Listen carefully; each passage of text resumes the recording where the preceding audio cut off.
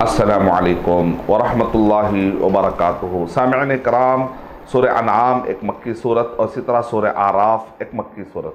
تو اس سے پہلے میں نے سورہ انعام کے بارے میں بتایا۔ سورہ آراف کے بارے میں آج میں آپ کے سامنے کچھ باتیں تعارف کے طور پر رکھنا چاہوں گا انشاءاللہ کہ سورہ آراف یعنی مطلب وہ سورت جس کے اندر آراف کا ذکر ہوا۔ دراصل یہ ایک مقام ہے جو جنت اور جہنم کے درمیان والی کہ آخر یہاں پر کون لوگ رہیں گے، اس بارے میں بھی مفسرین کی الگ الگ رائے ہے۔ تقریباً 24 رائے تک بھی پہنچ چکے۔ اس کے اندر جو غالب رائے اور بہت سارے جو مشہور آراء میں سے ایک رائے تو یہ ہے کہ من استوت حسناتہ و سیئاتہ، ایک آدمی جس کے نیکیاں اور برائیاں دونوں برابر ہو گئے۔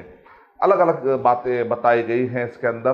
تو اب یہاں پر آراف میں ایک ایسا مرحلہ ہے جہاں پر ان لوگوں کو رکھا جائے گا، کبھی وہ جہنم کی طرف دیکھیں گے اور ڈر جائیں گے، بھئی ہم یہاں پر نہیں پڑے، چلو اچھا ہوا، لیکن کبھی جنت کی طرف دیکھتے ہیں تو کاش کہ ہم اگر اور عمل کر لیتے، محنت کر لیتے تو آج یہاں پر ہوتے۔ تو قیامت کے دن کاش کاش کہنے کا کچھ فائدہ نہیں ہے۔ تو عقل مندی یہی ہے کہ آج ہی سے ہم تیاری کر لیں اور اپنے نیکیوں کا پلڑا بھاری کرنے کی کوشش کریں۔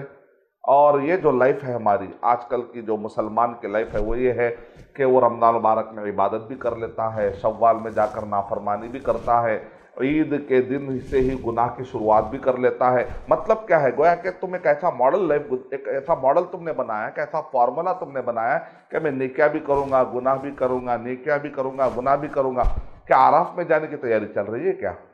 کیا آپ کو اتنا جنت میں جانے کا جو ہے شعور اور پختگی کے ساتھ کوئی پلان آپ کے پاس نہیں ہے؟ ایسا لگتا ہے کہیں؟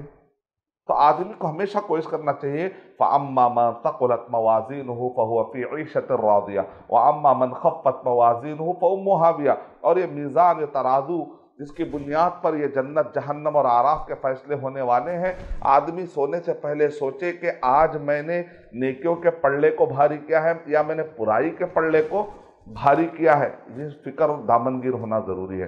تو سورہ آراف دراصل اسی فکر کو پیدا کرنے والی ایک عظیم سورت ہے۔ اور سورہ انعام کے اندر اللہ کے نبی صلی اللہ علیہ وسلم کے مقابلے میں جو قوم تھی کفار قریش، ان کے بارے میں تعارف ملتا ہے، لیکن سورہ آراف کے اندر گزشتہ زمانے میں انبیاء کرام کے مقابلے میں جو قومیں تھیں ان کا تعارف ہے۔ یعنی وہ پہلی سورت ہے کہ جس کے اندر نبیوں کا تفصیلی طور پر ہمیں ذکر ملتا ہے۔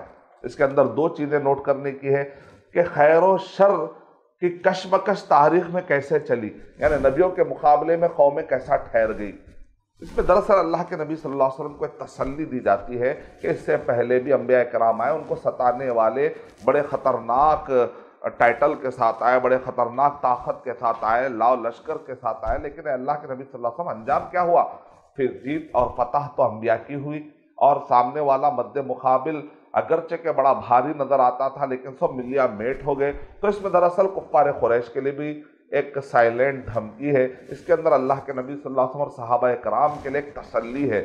تو سورہ آراف کے اندر دو چیزیں آپ نوٹ کر سکتے ہیں۔ پہلی چیز یہ ہے خیر و شر کی جو کشمکش چلے آ رہی ہے، چاہے ابلیس اور آدم علیہ السلام کے پیدائش کے وقت پر ابلیس نے جو حرکتیں کی، ذکر کیا گیا سورہ کے اندر تفصیل سے، اور اس سورہ کے اندر 4 مرتبہ اللہ تعالیٰ نے یا بنی آدم، یا بنی آدم، یا بنی آدم، یا بنی آدم، یہ بتا کر اللہ تعالیٰ نے کہا اے بنی آدم، اے آدم کے بیٹے، اے آدم کے بیٹے، اور شیطان سے بچنے کے لیے، شیطان سے چوکنا رہنے کے لیے بتایا اس سورت کے اندر اللہ تعالیٰ نے۔ کیونکہ آدم جو ہے یہ شیطان کے بہکاوے میں، آدم ذات، بنی آدم، آدم کے بیٹے بھی جو ہے شیطان کے بہکاوے میں، ان کے باتوں میں آنے کے امکانات جب ہوتے ہیں، تو ایسے وقت پر قرآن مجید خیرخواہی کرتے ہوئے یا بنی آدم کہہ کر ان فتنوں سے بچنے اور شیطان کے چالوں سے